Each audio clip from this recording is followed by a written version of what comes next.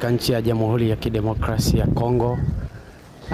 Kama unavyoona kutoka wiki iliyopita unaitwa Minova, Kivu ya Kusini huko.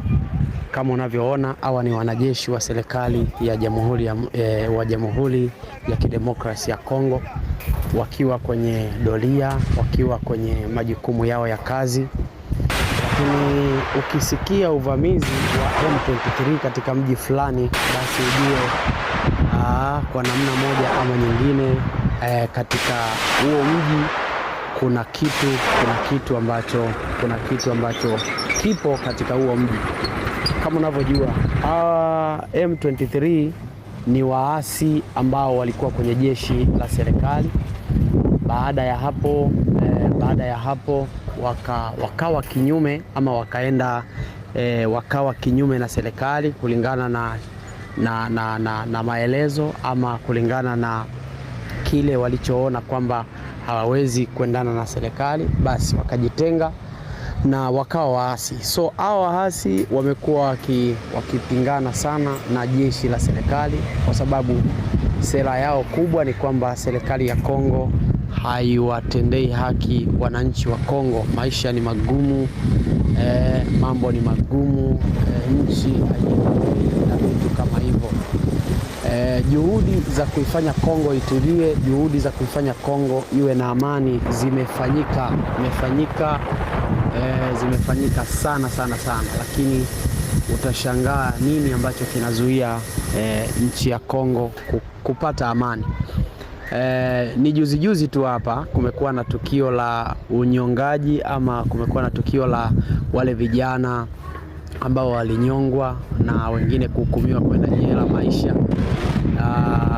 Unaona jinsi ambavyo vijana hawa walikuwa wamefanya mambo ya ukatili na vitu kama hivyo. Lakini wiki hii tena niseme kutoka wiki iliyopita ni wiki sasa imepita, ndio sasa hawa waasi wa M23 wamevamia mji mmoja maarufu kwa jina la Minova huko Kivu ya Kusini. Wamevamia kwa lengo, wao wanasema pia wanataka kuuteka huo mji uwe wao.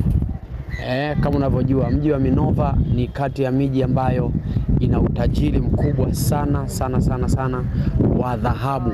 Kwa hiyo hawa waasi hawana kitu kingine zaidi ya kile ambacho wanakitafuta kwa serikali, kupola miji ambayo imebeba rasilimali nyingi sana za taifa na hasa dhahabu.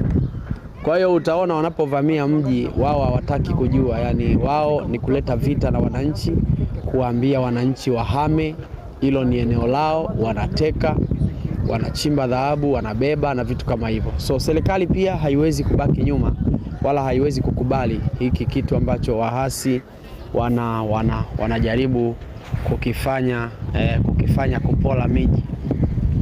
Serikali yenyewe inachokiangalia ni kusaidia wananchi, kwa sababu wanasema fahali wawili wanapogombana ni nyasi ndio zinazopata shida. Wananchi ndio wanaopata shida kwa sababu unakuta wanahamahama, wanaenda mahali ambako hawaelewi, kisa kutafuta maisha na kukimbia kifo.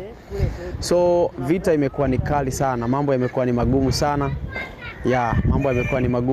Kama unapoona shida imekuwa ni kubwa sana. Hao waasi wa M23 wameisumbua sana Kongo, mpaka imefika mahali Kongo imekuwa ni nchi ambayo si ya kutamanika, yani kwamba hakuna Mwafrika yoyote ambaye anaweza kutamani kwamba eti leo hii Mtanzania ama Mkenya ama mtu yote Muganda akatamani kwamba niende nikaishi Kongo.